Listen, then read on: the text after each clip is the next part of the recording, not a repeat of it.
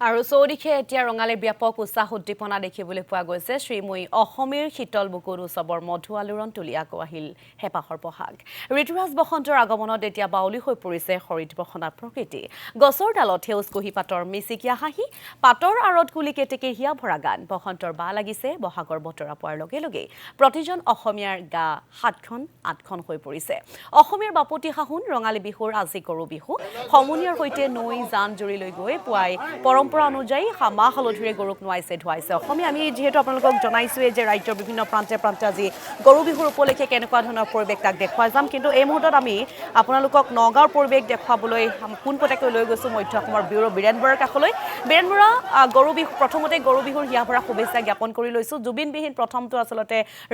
ৰঙালী উদযাপন কৰাটো অসমীয়াৰ বাবে অতিকৈ কঠিন হৈ পৰিছে সহজ নহয় তথাপিও পূৰ্বৰ ৰীতি নীতি পৰম্পৰা অনুসৰি আগবাঢ়িবই লাগিব ৰঙালী বিহুক জীয়াই ৰাখিবৰ বাবে উদযাপন কৰিবই লাগিব গতিকে আজি গৰু বিহুৰ দিনা আচলতে নগাঁৱত কেনেকুৱা ধৰণৰ পৰিৱেশ অকণমান চাব বিচাৰিছোঁ বীৰেন বৰা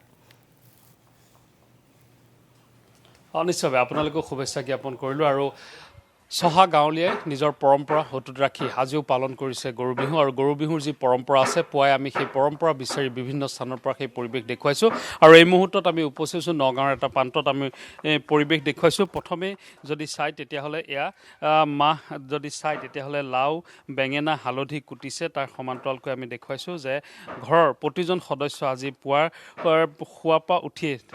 প্ৰথমে ব্যস্ত হৈ পৰে এইখিনি কাম কৰাত আৰু তাৰপিছত পৰিয়ালৰ সকলোৱে গোধন নোৱাত ব্যস্ত হৈ পৰিব প্ৰথমে তাৰ উপাদানসমূহ আমি যদি চাই তেতিয়াহ'লে এনেদৰেই যি পৰম্পৰা আছে যে মাহ হালধি গৰু নোৱা হ'ব আৰু অতিকৈ যদি আপুনি চাই তেতিয়াহ'লে এই চাটবাৰী য'ত আমি দেখুৱাইছোঁ যে এই চাটবাৰী তৈয়াৰ কৰি থকা হৈছে আৰু এই চাটবাৰী ইয়াত তাত বেঙেনা হালধি তাৰপিছত লাও সেয়া দিয়া হ'ব থেকেৰা দিয়া হ'ব আৰু গৰু নোৱাই ধুৱাই সেই গৰুৰ গাত লাও খা বেঙেনা খা কৰা হ'ব প্ৰথমে আমি পৰিৱেশটো দেখুৱাইছোঁ তাৰপিছত আমি আন এটা পৰিৱেশ যে যদিও আমাক বিজ্ঞানে গতি দিছে কিন্তু পৰম্পৰা কাঢ়ি নিব পৰা নাইকিয়া আমি অকণমান ভিতৰৰ ভাগৰ দৃশ্যাৱলী দেখুৱাইছোঁ য'ত ইতিমধ্যে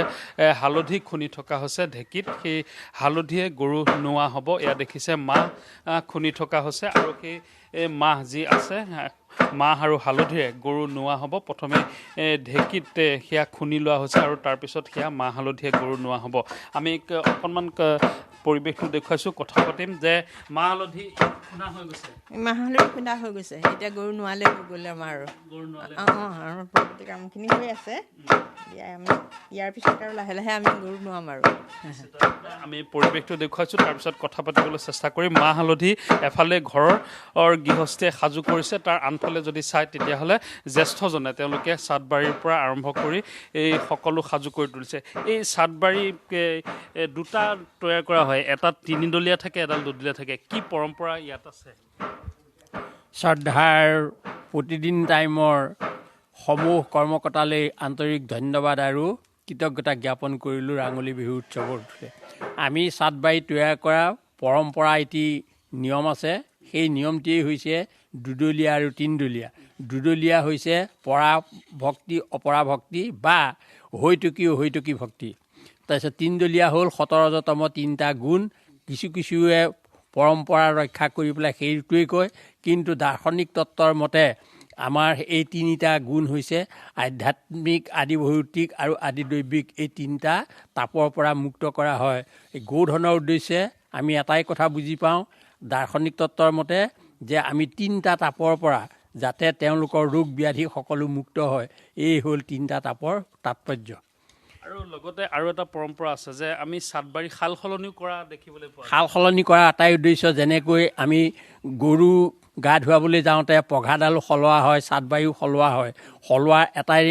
পৰম্পৰা হ'ল যে ইজনৰ সিজনৰ লগত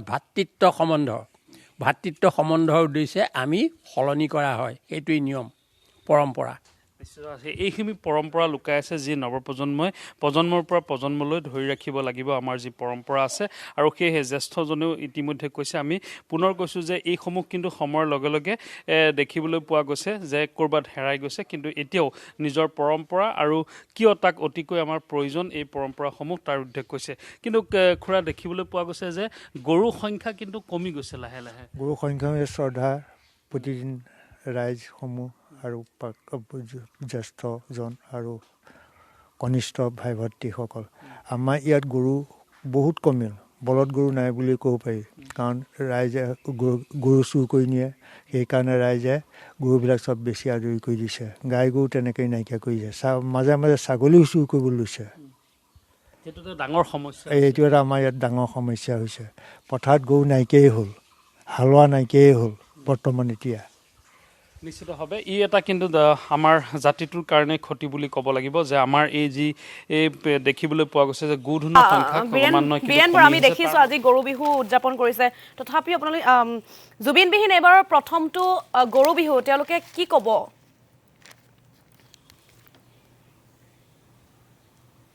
নিশ্চিতভাৱে আমি কথা পাতিবলৈ চেষ্টা কৰিম আমাৰ কনিষ্ঠজনো আছে আমি অকণমান কথা পাতিবলৈ চেষ্টা কৰিম আমি যে এই যি পৰম্পৰাসমূহ আছে তাৰ লগতে কিন্তু এইবাৰ দেখিবলৈ পোৱা গৈছে যে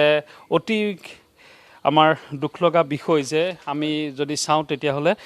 যে জুবিনবিহীন প্ৰথমটো আমি বিহু পাতিবলগীয়া হৈছে বা পৰম্পৰা আমি ধৰি ৰাখিবলগীয়া হৈছে কিন্তু তাৰ মাজেদি কিন্তু দেখিবলৈ পোৱা গৈছে আমি কনিষ্ঠজন আছে অকণমান গৈছোঁ যে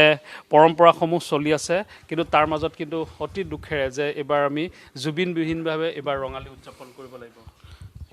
এবাৰ আচলতে ক'বলৈ গ'লে জুবিনবিহীন এবাৰ প্ৰথমটো বহাগ অনুষ্ঠান হয় যদিও সেইদৰে একেদৰে নহ'ব আগৰ যেনেদৰে হৈছিলে তথাপিও পৰম্পৰা ৰক্ষা কৰিবই লাগিব সেই পৰম্পৰা ৰক্ষা কৰাৰ উদ্দেশ্যে আজি এইখিনি কৰিছোঁ আৰু সন্ধিয়ালৈ হুঁচৰি আৰম্ভ কৰিম তেনেদৰে চলিব নিশ্চিতভাৱে সেই সকলোৰে একেই যে মনৰ সেই নিৰ্ভীক কোণৰ পৰা সেই ধৰণৰ উৎসাহ নাথাকিলেও কিন্তু পৰম্পৰাসমূহ ধৰি ৰখাৰ যি চেষ্টা সেয়া সকলোৱে অব্যাহত ৰাখিব আমি পৰিৱেশটো দেখুৱাইছোঁ যে জুবিনবিহীন প্ৰথমটো গৰু বিহু আজি মাজেদি সকলোৱে এবাৰ হ'লেও কৰিছে আৰু সেই হয়তো পৰিৱেশ পুৱাৰ ভাগৰ পৰা যদি আপুনি চায় তেতিয়াহ'লে সকলোতে এই ধৰণৰ পৰিৱেশেই দেখিবলৈ পোৱা গৈছে